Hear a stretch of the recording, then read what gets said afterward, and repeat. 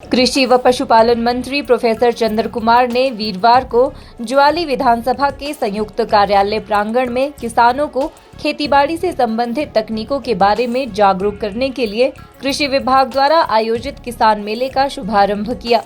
किसानों को संबोधित करते हुए कृषि मंत्री ने कहा कि कृषि क्षेत्र में वैज्ञानिकों द्वारा शोध किए जाते हैं, जिससे समय के साथ नई आधुनिक तकनीकें विकसित होती रहती है और इन तकनीकों को खेतों तक पहुंचाने के लिए किसानों को जागरूक करने में किसान मेलों का महत्वपूर्ण योगदान रहता है।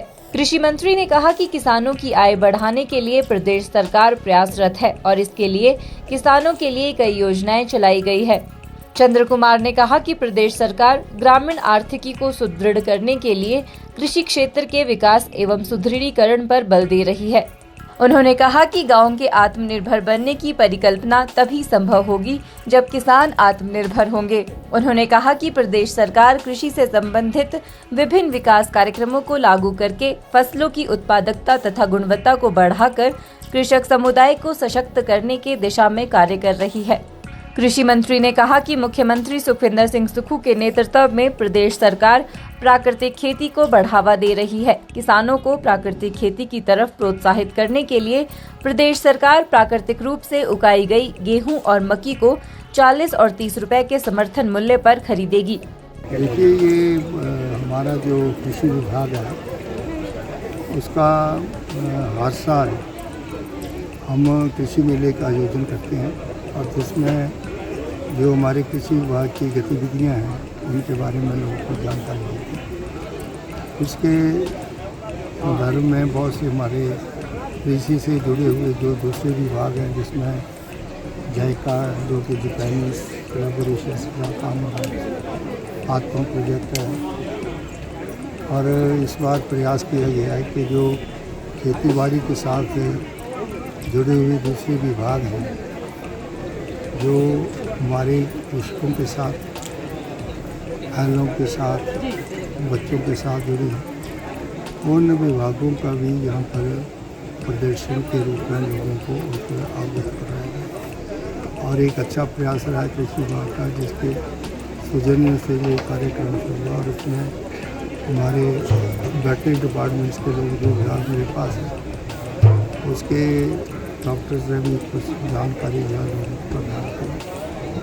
इसी के साथ साथ जो हमारा फसल बीमा योजना है, इस बार रबी और खरीफ 2 फसलों की बीमा योजना होती है और कई बार हम लोग जो हैं छोटा सा प्रीमियम देने से जो है वो तरफते हैं और कई बार फसल जो है ओले पड़ने से तबाह हो जाती है, कई बार अनटाइम में रेनफॉल होती है, कई बार जो है वो ड्राउट कंडीशंस होती हैं, तो कई फैक्टर्स हैं, कई बार कोई बीमारी लग जाती है फसल में।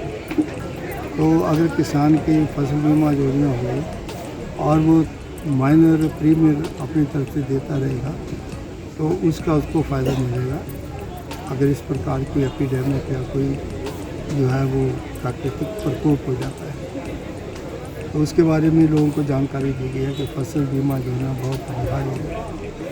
और इसके साथ साथ जो हमारी यूनिवर्सिटी हैं, हमारी डिपार्टमेंट्स हैं जो अच्छे शोध कर रहे हैं, अच्छी फसलों के बीज तैयार कर रहे हैं, उससे लैब और लैंड में उस टेक्नोलॉजी को ट्रांसफ़र कर दिया जाए ताकि हमारे किसानों को जो है वो फर्स्ट हैंड इंफॉर्मेशन जो है वो ब्लॉक स्तर पर मिले कि अगर कोई बीमारी या कोई सरकार की नीति बदली है उसका उनको कैसे लाभ मिल सकता है। जब डॉक्टर मनमोहन सिंह की सरकार थी तो कृषि ऋण दिए गए लोगों को। मैंने खुद 25 लाख रुपए का कृषि ऋण दिया और 3 और 4% ब्याज के ऊपर हमने वो कृषि ऋण लिया था और जब उसकी 1 साल का ब्याज हमें 3-4% देना पड़ता है तो हम उसको जमा करवा देते हैं और वो जो पॉलिसी है उसको हम दोबारा रिन्यू कर सकते हैं। इससे अच्छा कोई प्रोग्राम नहीं हो सकता। ये आपको कृषि ऋण मिले और कृषि ऋण से जो है वो हम अपनी कृषि के साथ साथ दूसरी जो हमारी ज़रूरतें हैं उसको भी हम पूरा कर सकते हैं। कृषि मंत्री ने मेले में विभिन्न विभागों द्वारा लगाई गई प्रदर्शनियों का अवलोकन भी किया। मेले में किसान भाई बहनों ने कृषि से संबंधित अपने प्रश्न भी पूछे, जिनके उत्तर विस्तार से कृषि विभाग के अधिकारियों ने दिए। मेले में किसानों के खेतों की मिट्टी की हेल्थ भी जांची गई। वहीं मेले में खेतों में स्प्रे करने के लिए ड्रोन शो आयोजित किया गया, जिसका निरीक्षण कृषि मंत्री ने किया। हिमाचल न्यूज 24/7 के लिए नूरपुर से संजीव कुमार की रिपोर्ट। आप देख रहे हैं हिमाचल न्यूज 24।